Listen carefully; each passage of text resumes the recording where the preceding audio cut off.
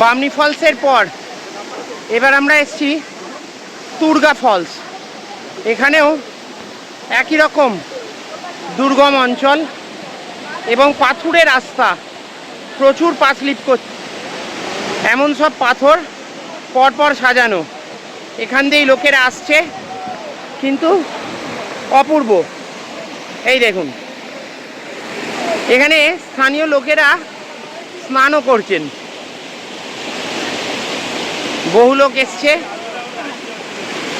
আরাধ্যার মা ওখানে চলে গেছে।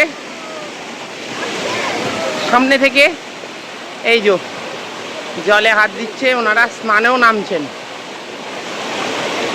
সৌরভও এসে গেছে। আর এই তুর্গা ফলস, আর এরা জল নিয়ে ঘাঁটছে, হিম শীতল জল।